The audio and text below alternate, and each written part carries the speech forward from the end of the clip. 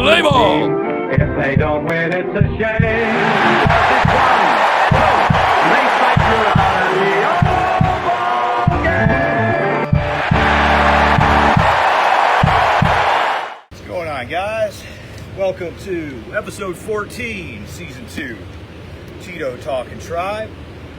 Today I am joined from Even in Cleveland, We Know Sports. Dan's here. What's going on? Not much, man. And quick programming notes. Abraham Drinking. This show is on at 8 or 8:30 Sunday nights. Stay tuned to the Abraham Drinking channel for general content show from the Lincoln Lounge, Mondays at 6. We've got the Mental Ward now, Sundays at 6 with Jimmy Ward and Jimmy Ward. And now we've got Coffee with Tree, Sundays at 9 on Abraham Drinking. So follow us, Abraham Drinking, wherever you get your podcasts, YouTube, Instagram, Spotify, iHeartRadio. And shout out to our official sponsor, 2 Bucks. So on to the Indians. 1-5 week against the Blue Jays and Cardinals. Two teams that had somewhat similar records to us at the beginning of the week. The way the wind's blowing right about now, it sort of seems like the Rays and Yankees are 1 and 1A in the East. So I think it's fair to say the Blue Jays are something like our direct competition for the wild card now. Yeah, I'm pretty sure they're leading the wild card. Yeah. I mean, they might even sneak up and take the lead from the Yankees because the Yankees have been struggling too. So, I mean, yeah, they're they've always had the talent. They just go through ruts and can't put it together. But I mean, Blue Jays are a solid team. They just got Scherzer back. Yeah. They're starting to hit. I mean, it's not like you lost to the Rockies. Mm-hmm. You lost to the team that's leading the AL wild card and could very easily win the East. Yeah, their pitching's overachieved all year. And as you said, the bats are coming around. Yeah. Bo Bichette finally seems to have clicked, and it's a contract year. Of course, yeah, that's when they always click. Yeah, planning accordingly. So yeah, that's a tough one. Because like I said, with the Rays and Yankees looking like 1 and 1A, I know there's 3 wild cards, but yeah, it would have been nice to put some distance between us and the Blue Jays. So yeah, we're out of the wild card. We're not out of the wild card by much now. It's probably about 2 games. 2.5 I'm looking at right now. Okay. Yeah, and Toronto's got the second wild card behind Tampa right yeah, now. because Tampa's the closest to the Yankees. And, we're also chasing the Angels in Texas. So obviously they're glass half full that it's so early. We're only 2 games out of the wild card, but anytime you're chasing more than one team, especially the Angels, like I don't think in Cleveland's wildest nightmares we projected to be looking up at the Angels. So no, not ideal. They'll flame out. They still don't really have pitching. I mean, Trout stayed healthy. That's part of the reason why they're 500. But yeah, I mean it's everyone in front of the Guardians is very catchable for sure. Right. Yeah. The American League as a whole is rather mediocre this year, especially with the Yankees and even the Tigers showing some warts. Right. Those are really the only teams that put any distance in anything. Right. The early part of the year. So yeah, we're 2 games under 500. It's so easy to fall into the doom and gloom trap. I don't think I'm as there as the average fan. I could be in a better place morale-wise. Not necessarily the whole sky is falling, but so yeah, to get out of this hole, the pitching's pitching good, and even with the bullpen taking 2 steps backwards, it's still an above-average bullpen. It just went from a bulletproof bullpen last year to an above-average bullpen. Right. So for the most part, Saturday's loss notwithstanding, where we had that offensive outburst that got negated, it's on the hitting.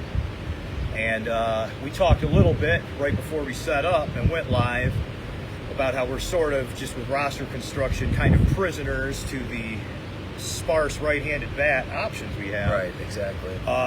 Such a feel-good story last year, dude. Fry sneaking into the All-Star game. Like, every time I see that poster for him, like, trying to get into the All-Star game in my apartment, I'm like, hell yeah, dude, that was a nice coup. He was right. One of the more improbable All-Star game selections, but not a feel-good story this year. I like Jonathan Rodriguez. We need righties. I know about power potential and some positive metrics his defenders put out there, but he hasn't been good. But we're just starving for a right-handed hitter, and we're doing nothing but running into these lefties, and it really is not getting us anywhere. Giving Fry and Rodriguez all this run. Right. I mean, yeah, they need to. I mean, they're going to call somebody up. Who that is, I'm not really sure. And then how aggressive you're going to be at the deadline. what right-handed bats are going to be out there. I mean, Ryan O'Hearn's talked about a ton, but he's a lefty. Luis Robert, I don't know. I mean, he's had a really terrible year. Plus, it's in division, so that that gets a little sketchy. Yeah, I mean, they definitely need to go get a right-handed impact bat. Yeah, unfortunately for us, a seller's market, as it's inevitably been the past few years, that's the piper to pay with this extra wild card, is just take however many teams used to think they were in it and add 2 or 3 a league, if there's an extra spot available. So. Yeah, and you don't want to blow up the farm to go for a wild card. No, you really don't. Especially fresh off having to buy and that not even getting us to the World Series. Right. Yeah, it's a tough sell to, say let's really push our chips on the table for a wild card run. Yeah, exactly. Especially, as a, budget limiting, middle American type of team. So, I guess who's next? When you're under 500, the hot gossip is the trade deadline, who's getting called up. Things naturally turn to stuff like that. Juan Brito, CJ Kafis, and Chase DeLauder are all doing very well at Columbus. For different reasons, people in our power structure, whether it's Antonetti or I don't know who exactly makes every decision, whatever, but there's reasons to keep everyone down if you want to keep these guys down. I'm hearing that they want to prove DeLauder can play 5 or 6 games a week. He's so injury prone. They want to see a bigger body of work from Brito because he's not injury prone, but he recently lost some time to a big injury. Yeah, he's only got, I looked it up today, he's actually got, I think, like 77 at-bats in AAA so far this year. So, I mean, that's what, about a month? Mm-hmm. A little less, probably? That's a short month, yeah, because you figure that's 2.6 at-bats a game, so that's almost like a strong side platoon month, not even like a true month, which normally you don't have platoons in AAA, so yeah, I'd say that's a short month. And then Kafis is still raking. He's raked at every level. His K rate is the reason he's not up. Some people, you live with their K rate. I guess in the lower minors, Kafis didn't have such an alarming K rate. So, I mean, I'm not defending people that are keeping him down to work on his K rate, but I can at least, play devil's advocate and see the logic. Like, this guy didn't even have a strikeout problem until, 3 weeks ago, and now this is an alarming trend. Maybe we fix this before he gets to the bigs. Yeah, and in today's Major League Baseball, I mean, K rates aren't really, your best players strike out a ton. Yeah, it's not the black eye to your stats it used to be. Right. Like, oh my God, this guy whiffed 8 times this week. It's just a what have you done for me lately world. If you make some good contact and have a few extra base hits, yes, you're not. Yeah, that guy that whiffed 8 or 9 times last week, nobody cares as long as your numbers are more or less there. Right, OPS and all the new stuff these days. Yeah, if Russell Branyan was playing today, he'd be considered probably an above-average player. Yeah, versus the much maligned guy in the media he was back then. It's just a matter of how the perception has shifted. So, boy, I'd like to see Kafis as the next guy up. We're chomping at the bit to get a good look at all of these guys. I know everyone pretty much wanted Brito to win this second base job. We've seen some okay things from our second baseman, but it's been the worst kept secret that Brito has the highest ceiling and it would really suit our narrative for him to take this job. So I don't think much has changed between opening day and now. So it'd be good to get a look at Brito. I don't think we're going to bring a couple guys up at once. We're not going to pull a Athletics. Remember when they called up 5 dudes? Everybody, yeah. That's crazy, man. Well, the 20% of a roster. I mean, even in a rebuilding year, that's crazy. Right. Well, the A's are forever in rebuild mode. Sure. Until they get to Vegas. Sure, yeah, it's a special case. Yeah, you just sort of rewrite the trends and tendencies. When but even the Angels did it. What was it, last year or 2 years ago? They drafted Noah Schanuel, and he came up within a month. Yeah. Just because they called up a bunch of guys, but and it's funny because they don't even get diplomatic and mince words or duck it. They admit that they're just trying to get what they can out of Trout's prime, and they're literally leaving talent on the table.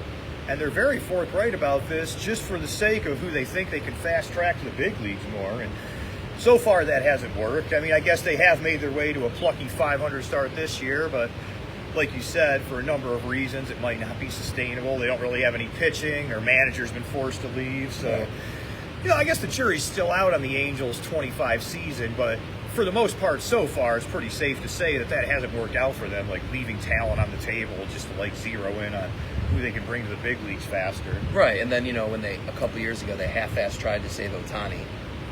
I forgot who they traded for, but they even traded some of their farm, but to try to save them and make a run when they were like 5 or 10 below. Which is something I don't want to see the guards do either. I mean, not that there's anyone that they're trying to save via free agency, but and then okay, so we touched on the call ups, and then like I said, inevitably this time in the baseball year when things aren't going great, we're looking at call ups, we're looking at the deadline.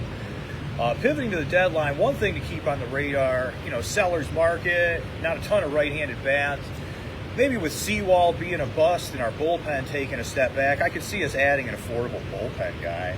It's not our biggest weakness, but I would rather we add a position of strength than not add, period. Right. And Clase had a super rocky start to the year, and I mean, he's come along. I mean, he's only 2 off the saves lead in all the majors. Yeah. And he's got his ERA down, I believe, the mid-3s now. Yeah, he'll get back to some pretty impressive ratios. That volatile reliever role, he's still digging out of that. Those token few bad outings he had very early in the year. But, I would, admittedly, it's not our biggest need, but if it comes down to stagnant at the deadline or adding a reliever, I'd love to add the right reliever. That'll probably have more options than a bat and come cheaper than a bat, so that's something to think about, even if, perhaps obviously the bat is a more pressing need. And the front office has always been good at finding, diamonds in the rough when it comes to bullpen guys. Yeah. Throwing it back to the late 2000s when they had Vinny Castano, where'd he come from? Yeah. Left and then disappeared. Right. But, most recently, Festa. He had a rough game this weekend. They got smoked yesterday. Yeah. A lot of people were sort of killing him, but then, his defenders were quick to point out, the numbers check out, that was like his second bad outing of his last 11. So for a guy that's come out of nowhere, his overall body of work still is pretty good. I've been sort of surprised to see how many high leverage opportunities he's gotten. Right. So yeah, I mean, if someone calls offering a reliever, I'm not hanging the phone up by any means. Right. But I mean, the most glaring need is no doubt a right-handed impact bat. So I did see an interesting name. I don't think the guards would jump on it. It would probably cost entirely too much. Brian Reynolds from Pirates, switch hitter. Sure, yeah, that's one of the definitive seller teams, obviously, right. So there's no worries there. But he's under contract till 2031, so that's right up their alley. But I would assume that the Pirates are going to ask for a haul if they do move him. Well, right, because the trouble is the Pirates play the same game as us.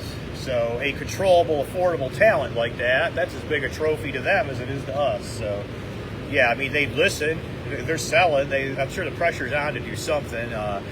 They have to call it a lost season at this point. Like, they've gotten better at Pirates under Don Kelly. Yeah. But they're in 5th by a good grip. Even if they were in a plucky 4th, they could be like, oh, you could argue this is like the least top-heavy division in baseball. Maybe we don't sell. But, like, to me, the Pirates have to sell. Like, they're already cheap. It's already their inclination to sell. And I think that they're certainly far enough behind in the standings that you could, as close as you can come to taking the crazy MLB trade market for granted, I think it's safe to take for granted that the Pirates are going to sell. For sure. And, and they're also, they're in a sneaky good division.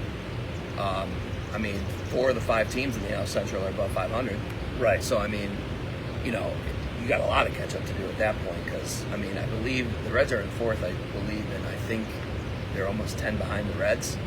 Yeah. So, I mean, and the Reds aren't even in a wild card spot. So, yeah, they're for sure going to sell.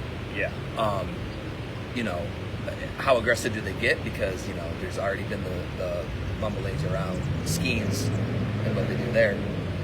I mean, are they going to go for it? I mean, do you trade Reynolds? Do you trade McCutchen? Do you trade Brian Hayes? Heaney, Mitch Keller. I mean, they have some guys that could be useful to other that's teams. right. Yeah, Heaney's had quite the redemption year to the point where he's worth asking about. So. Yeah. So I mean, how aggressive are they at the deadline? Right. They're not Rockies White Sox fire sale, but they're damn close to it. Yeah. Right. Wanted to ask you what you think the Reds might do, just because the Tribe had such a dismal week, and you're not here that often. I know you're a bit of a Reds guy. It seemed like you were being pretty realistic with expectations in our preview. Is it safe to say that they've maybe exceeded your expectations at this point by at least a half step, or is this about where you thought they'd be at this point? I will say that starting pitching, specifically Andrew Abbott, who is making a case to even start the All-Star game for the NL, and their bullpen has been incredible, far and beyond what I thought they were going to do. Everyone knows Tito's got away with the bullpen. Right. So, that has been the biggest pleasant surprise for me, for the Reds. Austin Hayes has been on the IL, off the IL. Marte got hurt. He was raking when he got hurt. CES, Encarnacion Strand was hurt for a while. He just came back. So, they're starting to get healthier. Starting Santiago Espinal at third base for a month has not been great. But, they're in the thick of it, man. They're... depending on how the results were today, I didn't see everything, but they won the Padres game. They won today, yeah. Everyone above, I know the Cardinals won, and then I don't know above that, but they're only 2 out of that last spot, and they're only 4.5, 5 games out of the division, and in 4th place, which is crazy. So, I think that the Reds need to get, someone more. They need an outfield bat. Trotting Gavin Lux out there in left field kind of gives me the ick. Sure. Hayes has been effective when he's out there. They've gotten more out of him than I thought they would, but for sure. He's better served as their DH. He's a little limited. He's been fighting a foot issue all year.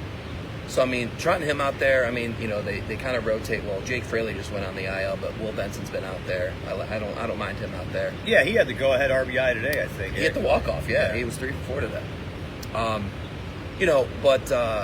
Friedel's been fantastic in center field and at the top of that lineup, so they're good there. They almost pulled the trigger on Luis Robert this year. Glad they didn't in the off season. Right. The White Sox just were asking too much. But Hunter Green's on the shelf right now. He was pitching lights out. When Hayes is healthy and he's hitting behind Ellie. McLean's finally found his bat. He's back in the 2-hole. If they can just get someone consistently at third base, keep Spencer Steer at first, or even, like I said, find another corner outfielder, that's what they need. Right. And that division's attainable. The Cubs pitching has been giving up a lot of home runs lately, and their lead's shrinking.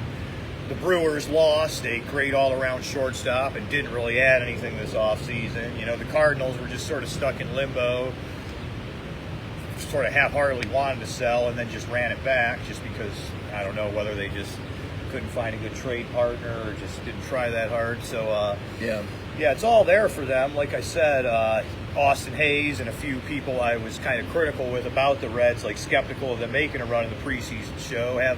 Marte has exceeded expectations. I was never terribly down on him, but he's been pretty good in the limited time he's been hitting. So. He was the main get from the Luis Castillo deal too.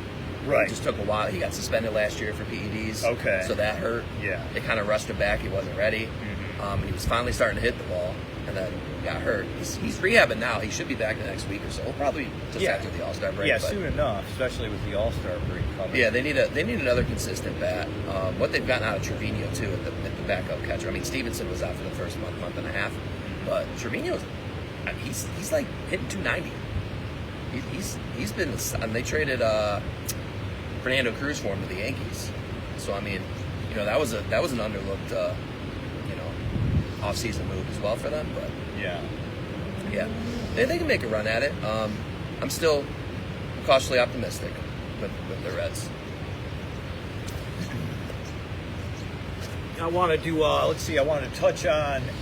We touched on who the Tribe might acquire. Yeah. And then obviously 2 sides to every story, like speculate on who could get sent out. And then some All-Star voting results. I didn't look anything up about the All-Star voting, but I remember how a lot of it worked out. And I don't know what you found noteworthy about that. But I guess first we'll stick with who the Guards, should they happen to buy or move some things around, might move to get some talent. We're pretty loaded at middle infield and catcher in the farm system. unfortunately, with Hedges and Naylor's struggle, we don't have a good catcher in AAA. Right. But Cozart's coming though. yeah, Cozart's coming, and man, pouring over these captains lineups, I would say 60 to 70% of the time a catcher DHs. Yep. This Johnny Tincher, he doesn't quite have the pedigree of Cozart, but like I said, he's for a number 2 catcher getting insane amount of run, whether it's DHing or spelling Cozart. So we got Cooper Ingle at AA for catcher, and then Cozart. He was a high draft pick just last year. We might not give up on him, but like I said, right. Tincher at the same level. We might sort of like push our chips towards Cozart, make Tincher available, and catchers are pretty good trade chips. Yeah, so that could be something that could really anchor a package and get us something. And there's an overabundance of arms too that they can move. Sure, especially at the lower levels, Yeah. going pitching rounds 3 through 10 in the amateur draft last year. I know we really like Dowdy, that high school kid, and maybe the best college guy, the name escapes me, of that bundle of pitchers is untouchable. But even saying we want to keep Dowdy and the best college guy from that bundle, that's still 3 through 10. That's still 6 pitchers up for grabs that were drafted pretty high and pretty recently, and should come with high grades if we get the respect we deserve in our organization for developing arms. It's a pretty poorly kept secret that we do better developing arms than bats, so that should count for something in trade talks. Like, look, you're getting a good arm, and he's been doing it right under our tutelage while he's been here. Sure. So those are a couple things to think about as far as who could go out, just to brace yourself. Like juicy rumors, you're going to hear about DeLauder, Brito, Kafis, nothing like that, man. Maybe if we were like tied with the Tigers or there were different circumstances, we'd push all our chips on the table like that. But sure. For the most part, you can't really predict. You never want to say never in the volatile major league, front office market situation. But for the most part, I would just sort of take any rumors with our gaudy prospects like DeLauder and Brito with a grain of salt. Don't get too upset when you see these theoretical things on Facebook that say DeLauder and a good A-ball guy for Ozuna. We won't do that. It's not happening. Especially because Ozuna can't even play the field anymore. Yeah, exactly. Yeah, that's all we need is less position flexibility. Right. Especially with our whole organizational philosophy and structure and stuff. So yeah, right-handed bat is what we need the most coming in on the trade deadline. Bullpen might just end up being the most abundant / affordable. And then just on the outgoing side of things, whether it be Tincher or Ingle, probably not Cozart, or one of our pitchers we just drafted would probably be the most likely chips to lure someone to us. But again, I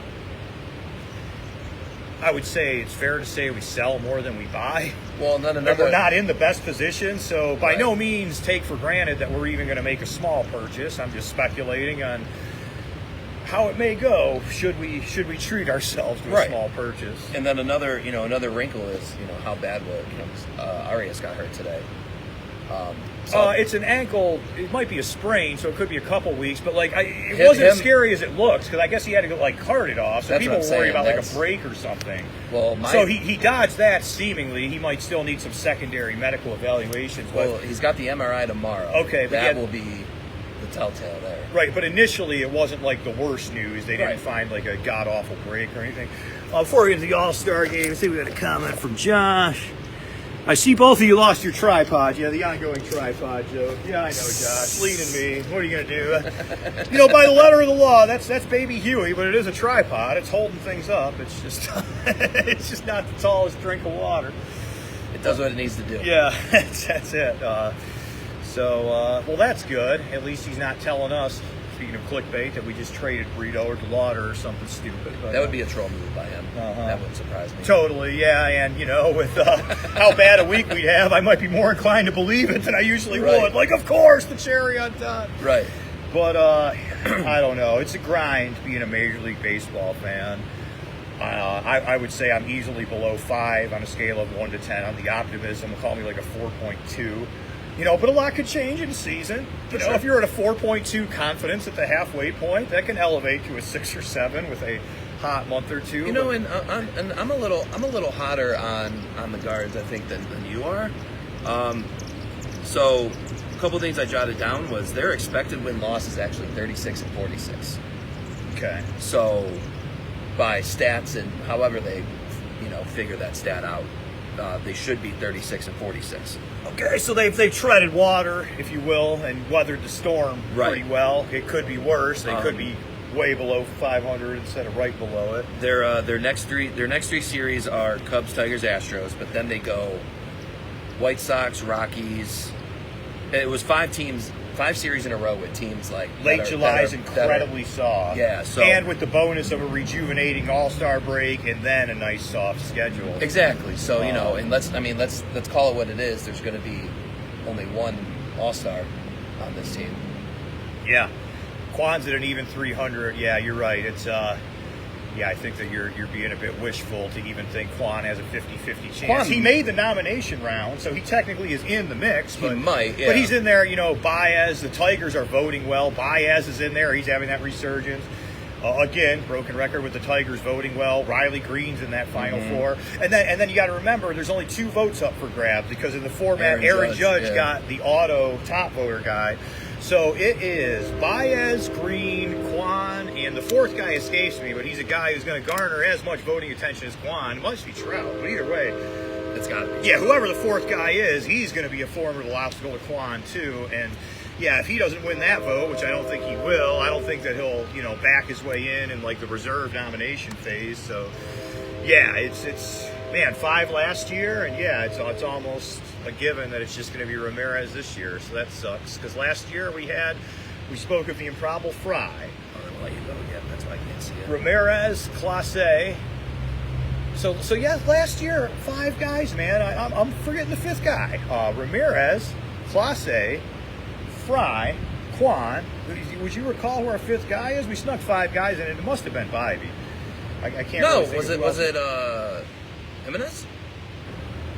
No, that's right. It was Jimenez. That makes more sense than Bybee because Jimenez had a better first half than second half too, and second base is an attainable position to get nominated to.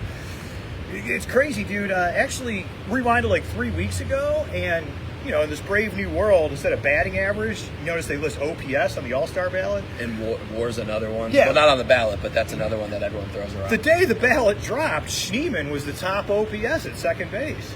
And it's like, well, shit, if he's only really fighting Torres mostly and a little bit of Jackson Holliday, he could get this thing. But then, of course, he's a lefty, and we ran into 3 weeks worth of lefties. And right. the campaign never was hanging by anything more than a thread, and then we run into 3 weeks worth of lefties. That totally derailed that. But yes, for what it's worth, in the what might have been department, like the moment the ballot dropped, Schneemann almost had as good a claim as anyone at second base. Yeah. Now, obviously, that ship has sailed. It ain't happening now, but yeah. So and he's one of. No, just kidding. It's only Juan and Ramirez are the only 2 I saw that were hitting over 232. Over 232. Oh boy. I knew that they were the only ones much above 250. I didn't necessarily know that 232 was the metric. It's those 2, and then guy. everyone else is. Santana was 3rd at 232. 233. Yeah. Oh boy, yeah. Because I know, Manzardo is one of our best power guys, but he's been stuck at about 212 most of the year. The lefty thing again. Yeah. So. Yeah, I mean, obviously Hosey's going to be in there. Hosey should be the starter. I can't think of anyone that even, can hold his jockstrap at 3rd. Oh yeah, he's in there. Because even Bregman being hurt the whole year, he almost made the final 2. So Yeah. I couldn't tell you who Jose's in the final 2 with, but if it's someone who barely outvoted Bregman sitting on his ass all year, Right. It couldn't have been anyone that great. So what surprised you about this phase of the All-Star game? I kind of had my eye on AL first base. Aranda was 200,000 behind for making it interesting. A big deficit, but not impossible. Of let's see, it'd be Goldschmidt or Guerrero. Yeah, definitely Guerrero. Who are the 2 AL guys? But either way, it's going to be Goldie and Guerrero as the final 2. Aranda couldn't catch any of them, which is kind of a shame because he's a big linchpin in Tampa Bay exceeding expectations. He's their cleanup hitter, hitting like 320 with some pop. Yeah. Yandy Diaz is having a good year too. That's right. Yandy Diaz has snuck back up towards 300. Yeah, like I said, Ramirez, will seemingly easily get that. 3rd base finalist vote. The Tigers have been voting well, so I wouldn't be surprised if that went to Riley Green, and it will probably be Trout or Baez. Like I said, I don't give Juan much of a chance there. Let's see. So yeah, it was Vladdy and Paul Goldschmidt were first. Yeah, Vladdy and Goldschmidt. So they Bregman did make the final. So Bregman is the guy. Yeah. So yeah, I mean, so Hosey is going to start. Right.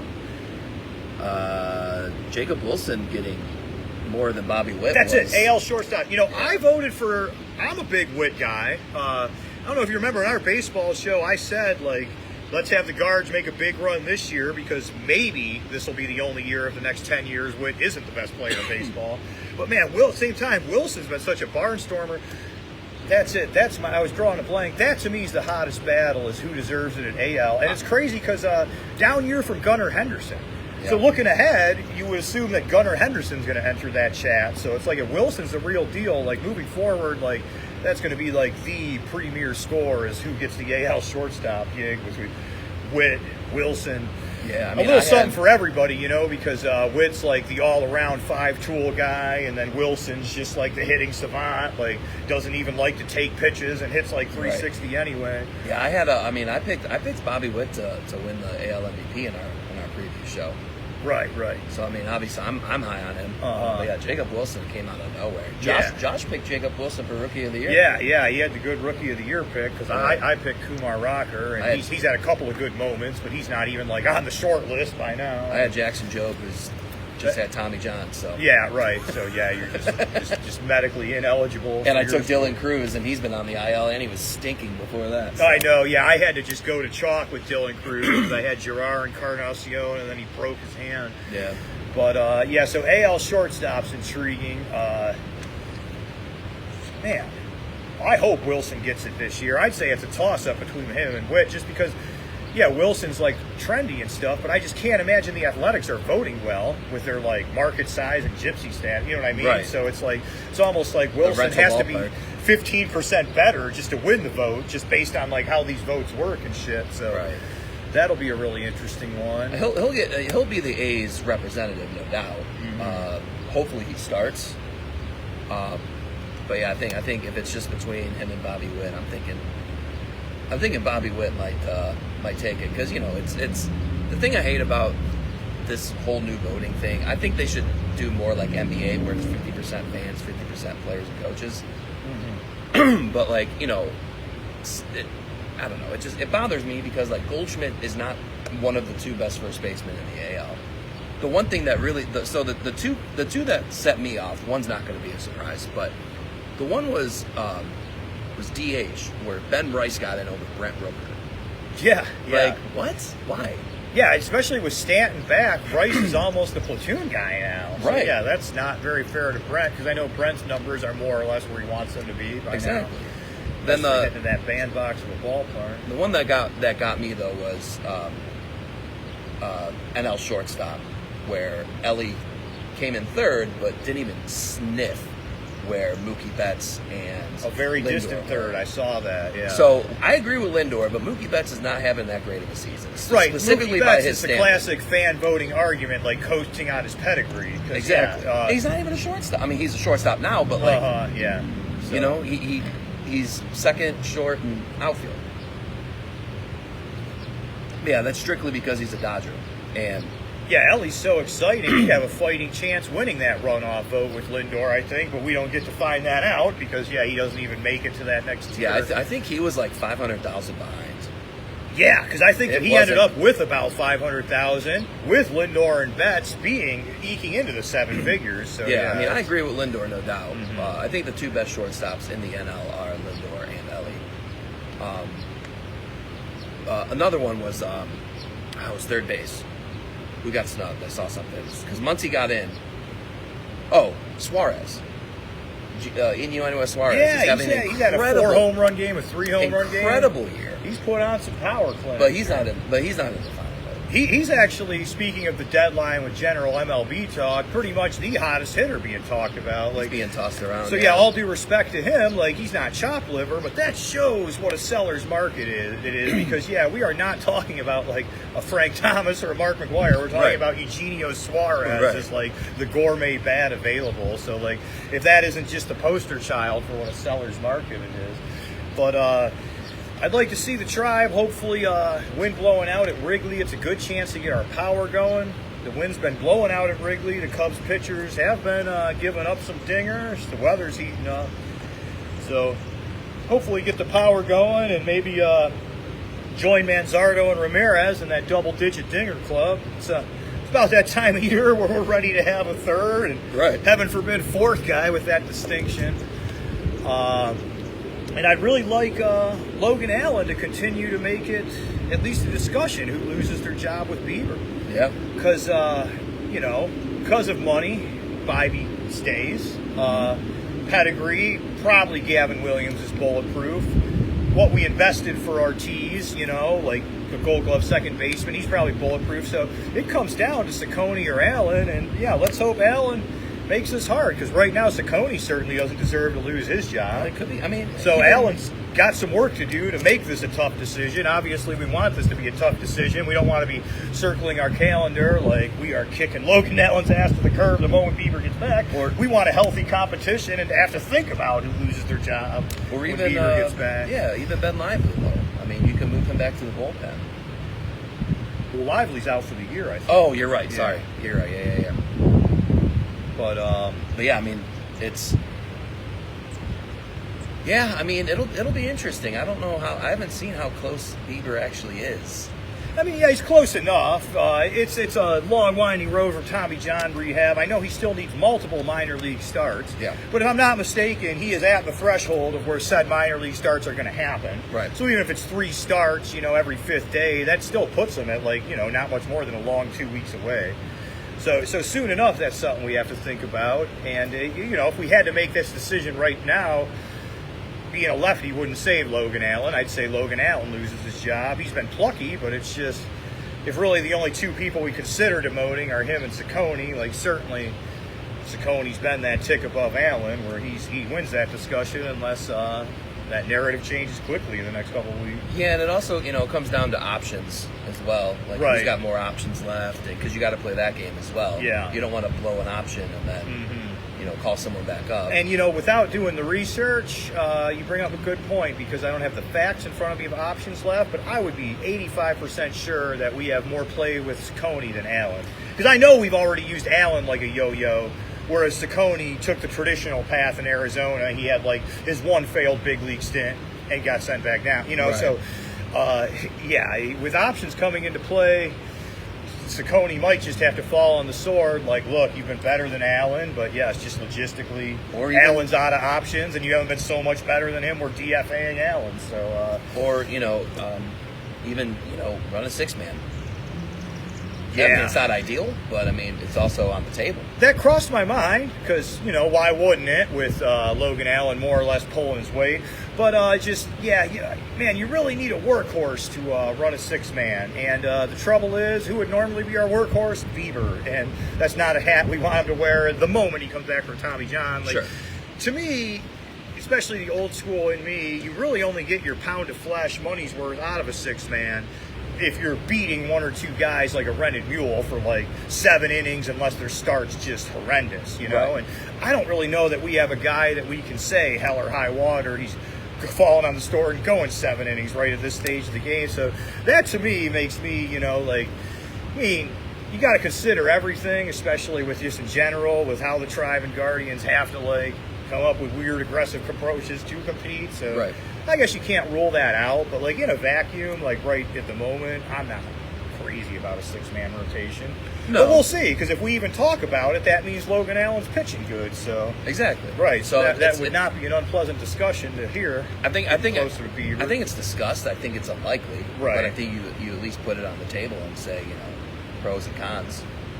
So that's about what I have for today. Like I said, not the best week, and we still have a pretty tough stretch with the Cubs, Astros. Who was the It was Cubs, so it's at Cubs, home against Tigers, at Astros, Yeah. at White Sox, and then the All-Star break.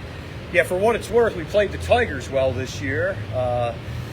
We never seem to play the Astros great, and yeah, you can't really say you play a team that beat you in the World Series in the past 10 years well. So, Right.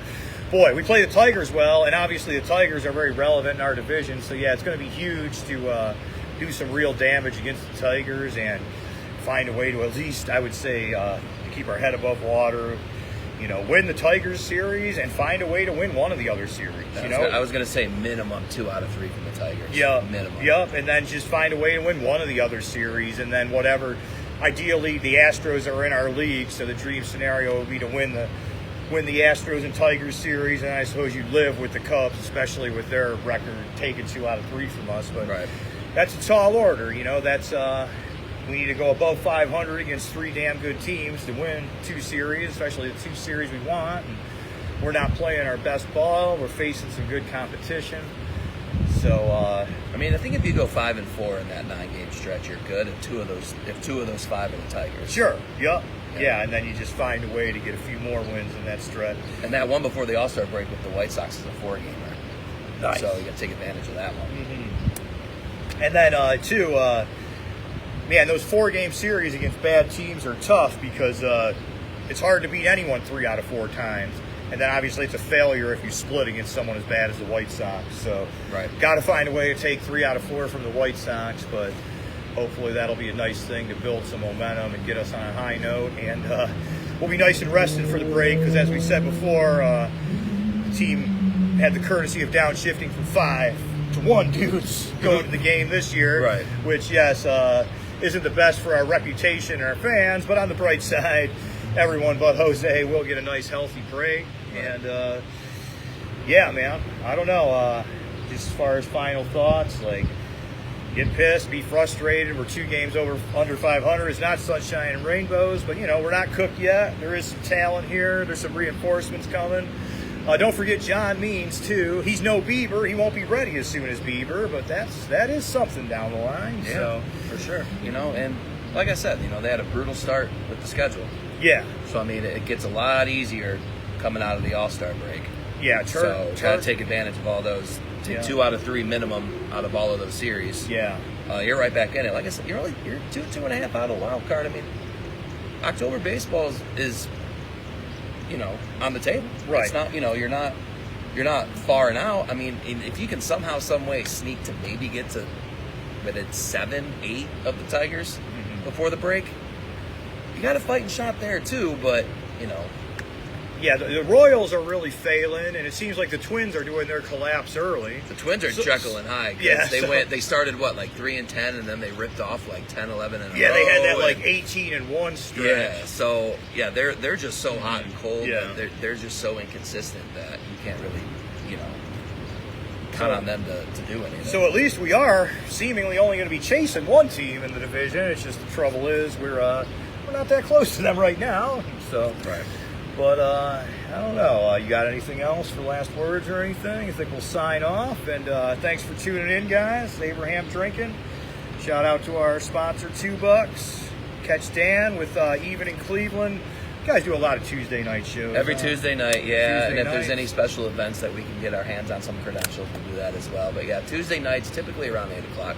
And on the most recent side of things, I saw you guys put up some UFC, both preview and review. And Josh did a Wimbledon preview today too. So that's right. I did catch that. I got to watch that, but I saw the headline of it. So yeah, that's what's going on most recently on that page, and gave you the rundown on the Abraham Drinking page. And yeah, let's flip the calendar, ditch this June swoon, and just get a little morsel of revenge on that 16 heartbreak in the Cubs series. Yep. Go Tribe. Go Tribe. Play ball! If they don't win, it's a shame.